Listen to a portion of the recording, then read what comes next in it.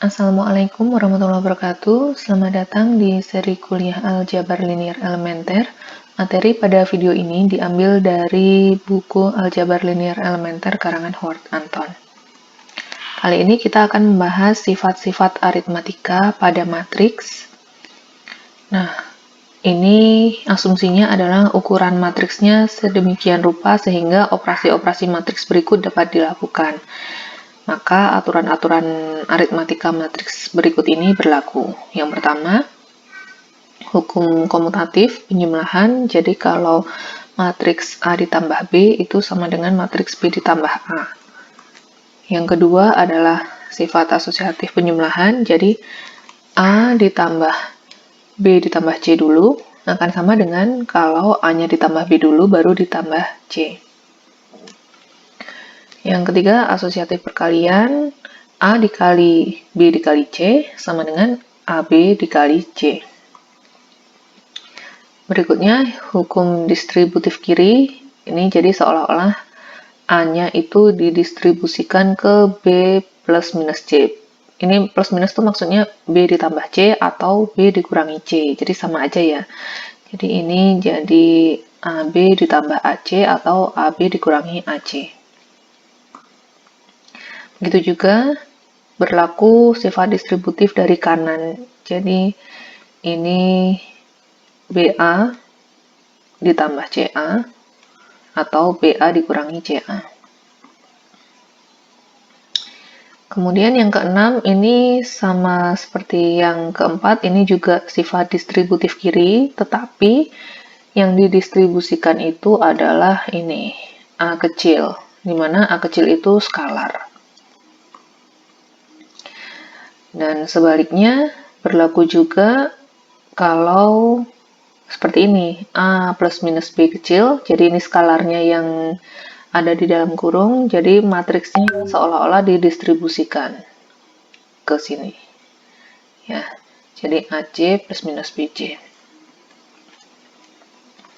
Kemudian ini asosiatif, sifat asosiatif, tapi perkalian antara skalar dengan matriks, jadi A dikali BC sama dengan AB dikali C. Kemudian sebaliknya, ini kalau BC-nya matriks juga berlaku sifat asosiatif. Jadi ini sama. Berikutnya adalah tentang matriks nol dan hukum pembatalan atau hukum kanselasi. Jadi matriks nol itu adalah matriks yang seluruh entry-nya adalah bilangan 0. Contohnya seperti ini.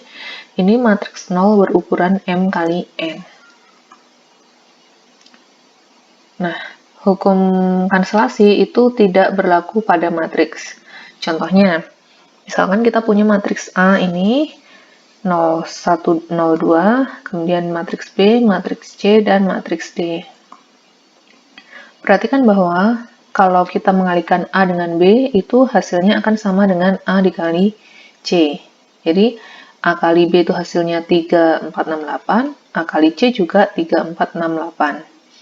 Nah, A-nya tidak 0, tetapi Anda bisa lihat bahwa B itu tidak sama dengan C kan? Walaupun AB sama dengan AC. Jadi, kalau kita punya AB sama dengan AC, ini nggak bisa berlaku hukum kanselasi. Jadi, ini nggak bisa dicoret-coret begini, nggak bisa. Sehingga B-nya sama dengan C. Itu tidak bisa ya, karena ini tadi contohnya sudah bisa kita lihat bahwa kita punya AB sama dengan AC, tapi B-nya tidak sama dengan C. Kemudian, begitu juga kalau kita punya AD sama dengan 0, dengan A-nya yang tidak 0, harusnya kan D-nya 0 ya, kalau pada bilangan biasa gitu. Tetapi, Anda bisa lihat, ternyata D-nya tidak 0. D-nya adalah ini. Walaupun A dikali D hasilnya 0. Karena biasanya kan kita punya kalau misalkan A dikali B sama dengan 0. A-nya nggak 0. Berarti haruslah B-nya yang 0 dong, gitu kan. Nah, tapi ini nggak berlaku di matriks. Jadi kalau kita punya A dikali D sama dengan matriks 0. Tetapi A-nya tidak 0. Apakah D-nya 0? Ternyata kan enggak. D-nya adalah ini. Oke. Berikutnya, sifat-sifat matriks 0. Ini diasumsikan ukuran matriksnya sedemikian rupa sehingga operasi matriks berikut dapat dilakukan. Maka, aturan aritmatika matriks berikut ini berlaku. Yang pertama, A ditambah 0 sama dengan 0 ditambah A sama dengan A. Ini adalah sifat identitas matriks ya. Ini sifat identitas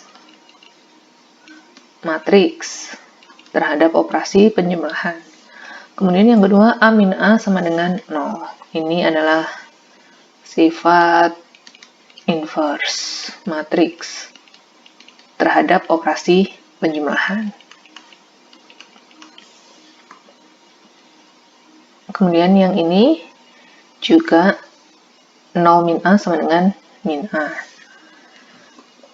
Kemudian A dikali 0 sama dengan 0 dan 0 dikali A sama dengan 0 juga. Berikutnya adalah tentang matriks identitas. Jadi kalau yang tadi itu sifat identitas matriks terhadap operasi penjumlahan, kalau yang ini berikutnya kita membahas tentang matriks identitas. Beda ya. Jadi kalau matriks identitas itu adalah matriks persegi yang entry pada diagonal utamanya adalah bilangan 1, sedangkan entry lainnya adalah 0. Jadi yang di sini 1 semua, sedangkan yang lain 0. Ukurannya selalu n kali n. Jadi kalau nggak n kali n itu bukan matriks identitas. Jika A adalah matriks berukuran m kali n, maka A dikali IN itu sama dengan A, dan IM dikali A sama dengan A. Oke? Contohnya kalau ini kita punya matriks 2 kali 3, maka I2 dikali A itu sama dengan A, begitu juga A dikali I3 sama dengan A. Berikutnya, jika R adalah bentuk echelon tereduksi dari matriks persegi AN kali N, oke, jadi kita punya matriks A, N kali N, kemudian kita lakukan OBE, sehingga terbentuk sebuah matriks R, di mana matriks R ini berbentuk echelon baris tereduksi, maka terdapat dua kemungkinan. Jadi ini kemungkinan terkait matriks R. Kemungkinannya adalah yang pertama, R ini memiliki baris terakhir 0, atau R merupakan matriks identitas IN.